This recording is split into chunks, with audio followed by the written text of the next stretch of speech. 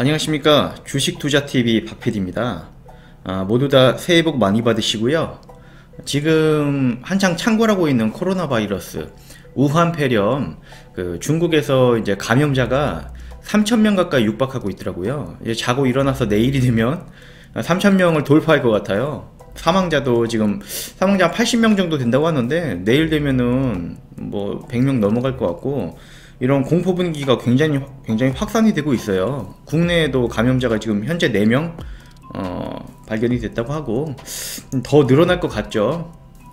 이런 공포 분위기가 확산이 됨에 따라서 이제 주식장도 좀 큰 하락을 맞지 않을까 이렇게 생각을 해요. 특히 중국 관련한 소비재, 화장품이라든지 여행 관련한 종목들이 좀 큰 하락을 맞을 걸로 예상이 됩니다. 그런데 이런 공포 속에서도 이제 투자에 좋은 기회를 또 포착을 할 수 있을 것 같더라고요. 그래서 오늘은 그에 관련해서 여러 가지 화장품주, 그리고 세금 관련한 글로벌 텍스프리라는 세금 환급 관련 종목을 제가 설명을 드리고자 해서 영상을 준비해 봤습니다. 얼마 전에도 영상에서 여러 번 설명드리다시피 그 한한령 해제 기대감이 지금 올라오고 있다 말씀을 드렸고요. 문재인 대통령이 시진핑 방한, 한중 관계 획기적인 도약의 계기가 될 거다. 1월 14일날 뉴스인데 그 이전부터 작년 12월부터 저번 달이죠. 전부터 이런 얘기가 계속 나오면서 관련 종목들이 좀 상승을 시작했어요. 화장품주라든지 이런 부분에서 특히 우리가 좀 상승의 흐름을 좀 찾아볼 수가 있는데요. 3월달에 시진핑 주석이 방문을 함으로써 그때 한한령 해제가 좀 기대가 되는데요. 그에 따라서 이제 종목 상승이 보여지다가 갑자기 우한폐렴 때문에 급냉 분위기가 나타났죠. 우한폐렴 사망자 지금 현재 최근 뉴스로는 사망자 80명, 확진 2,744명, 뭐 영아도 감염되고 치료하던 의사도 감염돼서 뭐 이런 부분 공포 분위기 확산되고 있는데요. 하지만 WHO에서는 우한폐렴 아직 국제적 비상사태에 해당은 안 된다고 합니다. 왜 이렇게 공포 분위기가 확산이 되고 사망자가 늘어나고 감염자도 늘어나고 전 세계적으로 퍼지고 있는데 왜 국제적 비상사태가 선포가 안 되는지, 그런 부분 좀 궁금해서 제가 좀 찾아봤는데요.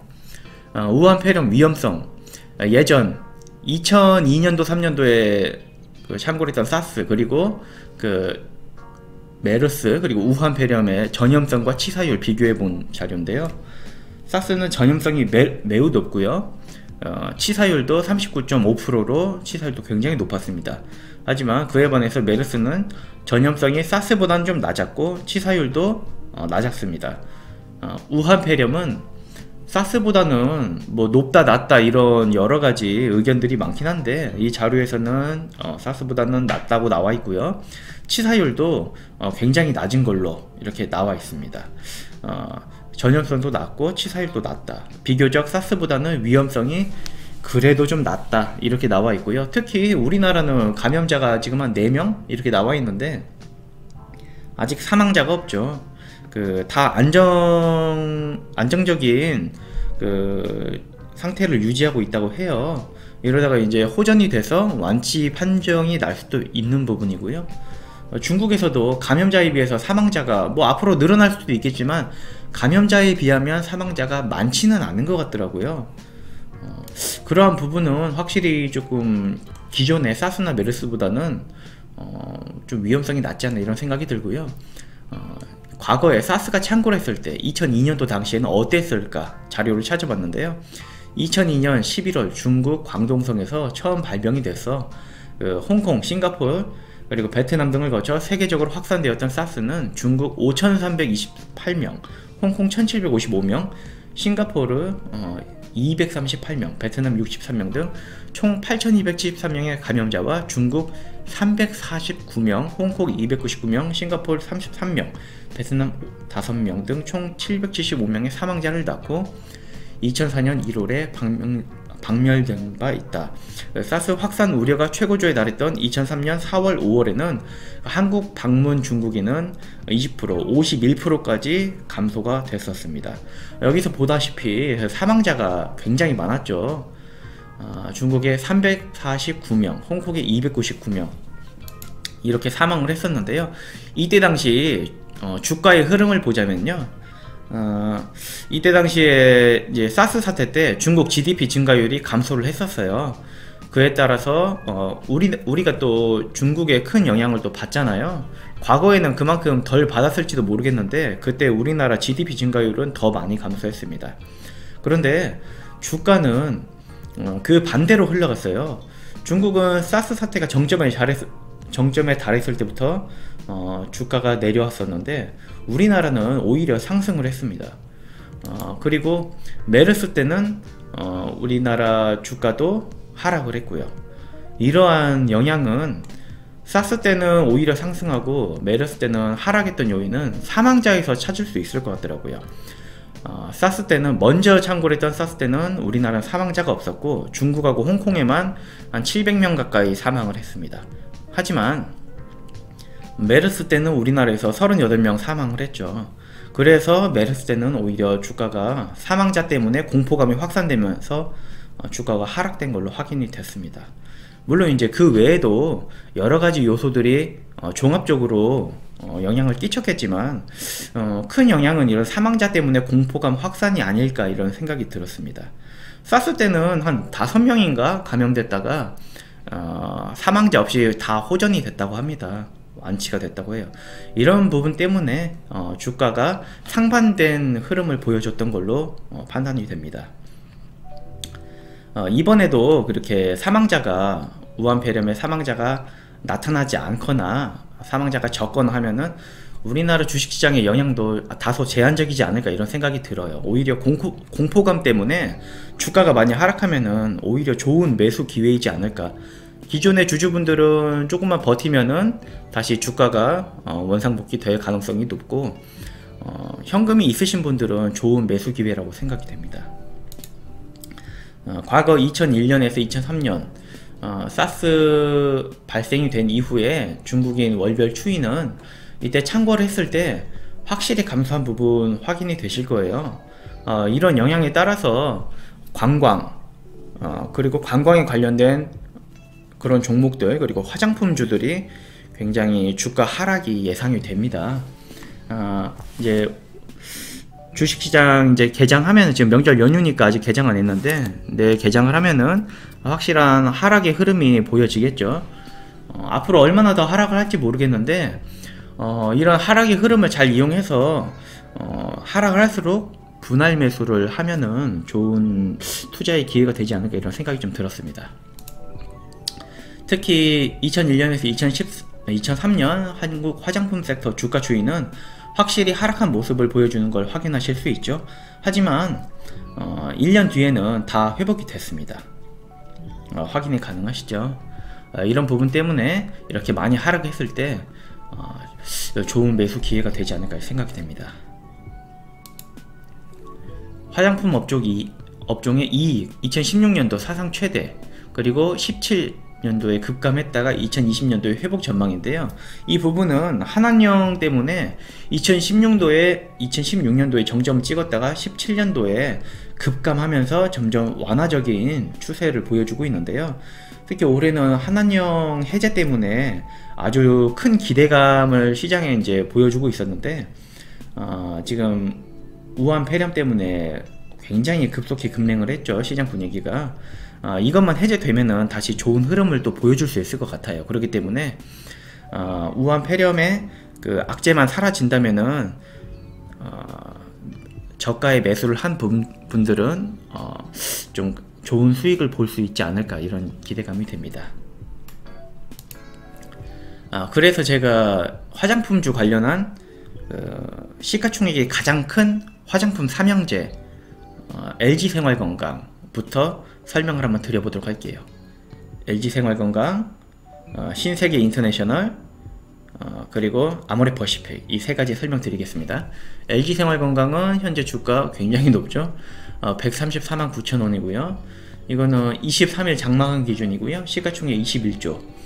펀은 35예요.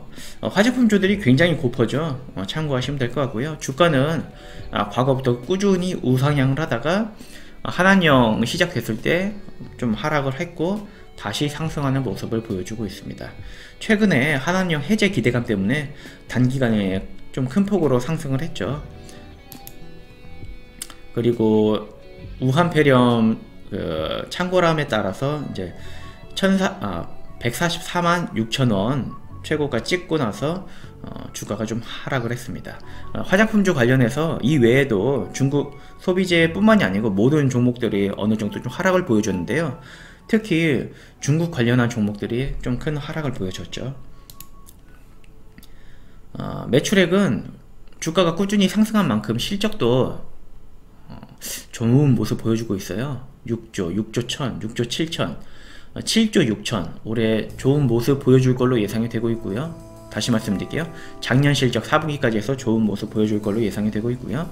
영업이익도 잘 늘어나고 있고 당기순이익도 잘 늘어나고 있습니다. 확실히 LG생활건강은 굉장히 탄탄해요. 영업이익, 순이익도 안정적인 모습 보여주고 있고 부채 비율도 적죠. 특히 이제 화장품뿐만이 아니고 생활용품, 음료 부분도 안정적인 모습을 보여주고 있고요. 화장품주라고 할 수 있을 정도로 화장품이 큰 비중을 차지하고 있고 매출액 뿐만이 아니고 영업이익 부분도 본다면은 화장품에서 영업이익이 더 큰 수익이 나고 있는 부분 확인하실 수 있습니다. 그래서 대표적인 화장품주라고 말씀드릴 수도 있고요. LG생활건강은 면세점 판매 비중이 또 있기 때문에 중국 관광객이 많이 들어옴에 따라서 한한령이 해제됨에 따라서 화장품이 또 잘 팔리고 면세점에 손님이 많이 올수록 중국인 관광객이 면세점에 많이 올수록 또 매출액이 더 좋은 모습을 보여줄 수가 있어요. 매출액이 면세점의 일부 비중이 있기 때문에요. 이 자료는 면세점 시장 성장률에 따른 LG생활건강 매출액, 영업이익, 순이익 증가 예상치인데요. 면세점 시장이 45% 성장하면은 매출액은 11% 성장을 예상하고 영업이익, 순이익은 18%, 19% 예상한다고 이렇게 자료에 나와 있습니다. 참고하시면 될 것 같고요.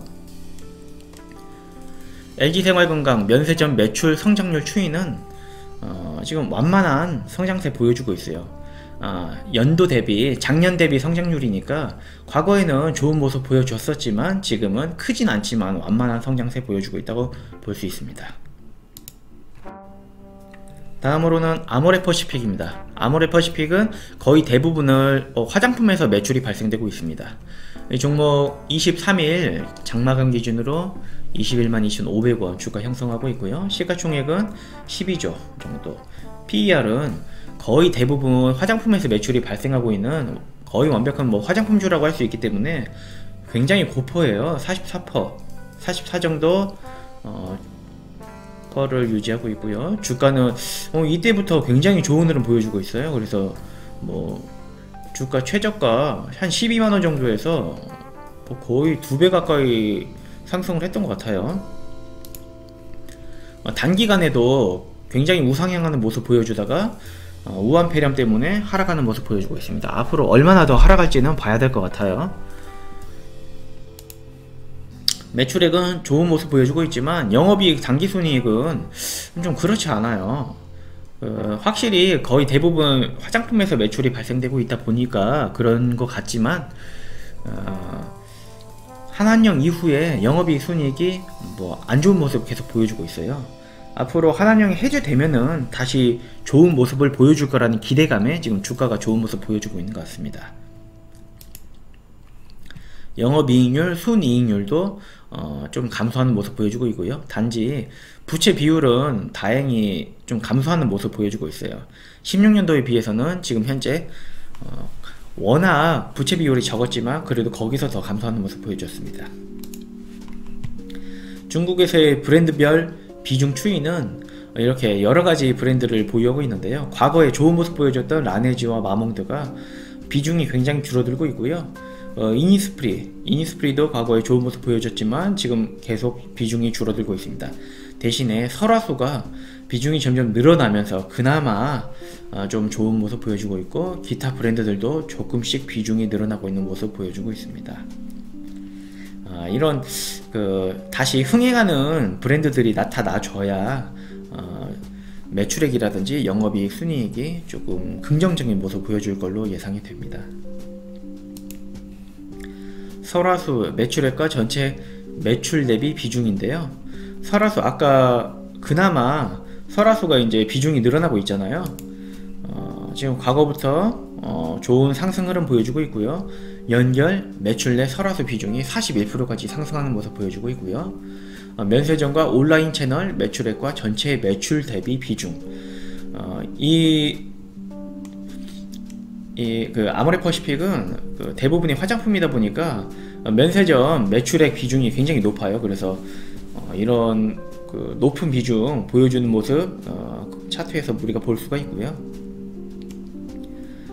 그러다 보니까 이제 아모레퍼시픽 시나리오별 영향, 그 면세점 시장 성장률에 따라서 45% 성장했을 때 아까 LG와 다시 말씀드릴게요. LG생활건강보다 훨씬 더 그 큰 영향을 받는 부분을 우리가 확인할 수가 있고요. 45% 면세점 시장 성장률에 따라서 매출액은 21% 상승하고요. 영업이익 순이익은 44% 이렇게 그 면세점 영향에 따라서 큰 상승폭을 보여줄 수 있는 종목이라는 걸 우리가 확인할 수가 있습니다. 앞으로 그 중국인 관광객이 많이 들어옴에 따라서 그 큰 턴어라운드를 보여줄 종목이란 걸 우리가 여기서 확인할 수가 있겠죠. 다음으로는 신세계 인터내셔널입니다. 23일 종가 기준으로 24만 1,000원 유지하고 있고요. 시가총액은 1조 7천억 정도 됩니다. 펀은 신세계 인터내셔널은 여러가지 사업을 하고 있기 때문에 화장품주 비중도 물론 크지만 다른 사업도 많이 하고 있어요. 그러다 보니까 펀은 29배 정도 유지하고 있습니다.